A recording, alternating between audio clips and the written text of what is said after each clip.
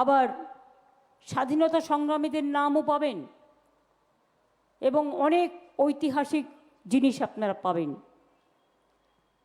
আলিপুর মিউজিয়ামের ঠিক অপোজিটে এই 4-5 দিন আগে আমি আর একটা উদ্বোধন করে এলাম, ওটার নাম হচ্ছে শিল্পান্ন, যেখানে বাংলার শাড়ি পাওয়া যাচ্ছে দারুণ ভালো, বাচ্চাদের জামা কাপড়ও আছে। মেয়েরা খুব ব্যাগ ভালোবাসেন আজকাল, শাড়ির থেকেও ব্যাগ বেশি পছন্দ করেন। কিন্তু বাইরে যে ব্যাগগুলো আপনারা কেনেন অনেক দাম, ওই ব্যাগই পাবেন কিন্তু দামটা কম। কেন জানেন? ব্যাগের ম্যানুফ্যাকচারিংটা এখানে হয়। চামড়ার যে লেদার হাব, এটা এখন বেঙ্গল নাম্বার 1 ইন ইন্ডিয়া, এবং এখানেই কিন্তু আমাদের ছেলেমেয়েরা ব্যাগ তৈরি করে, জুতো তৈরি করে, ছেলেদের পার্স তৈরি করে, সব কিছু তৈরি করে। আমি নিজে গিয়েছিলাম দেখতে, তারপরে আমি ওদের আইডিয়াটা দিলাম, আরে তোমরা যখন এখান থেকে সব বাইরে এক্সপোর্ট করো, আর অনেকে আছে জানেন তো, আমি নাম বলছি না কারো, সবাইকে সম্মান করেই বলছি, ধরুন একটা লোক তৈরি করলো, ওরা একটা স্ট্যাম্প মেরে দিল। এটা আমার আগে অভিজ্ঞতা ছিল না।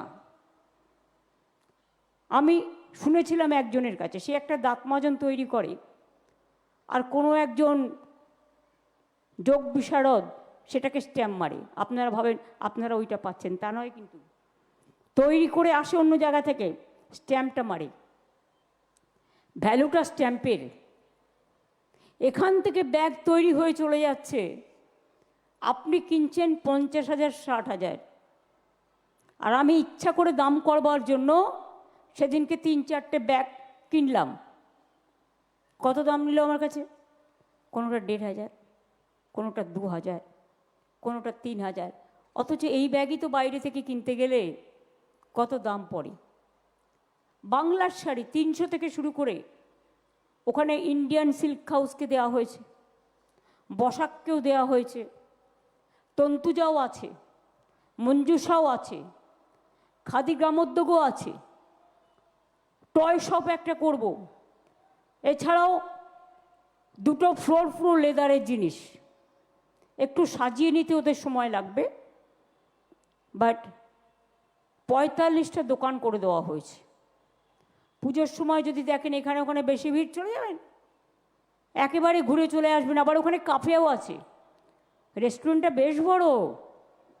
আমি যখন যাচ্ছিলাম বেশ খাবারের গন্ধ পাওয়া যাচ্ছিল। এখানেও যেমন এখন একান্তে অজান্তে, এগুলো সবই আমার দেয়া নাম, এখানেও আছে রূপান্নর পাশে একান্তে, কিছু না হলেও 1000টার নাম আমার দেওয়া আছে। মিলিয়ে মিশিয়ে, তার কারণ অনেক নাম তৈরি করে দিতে হয়।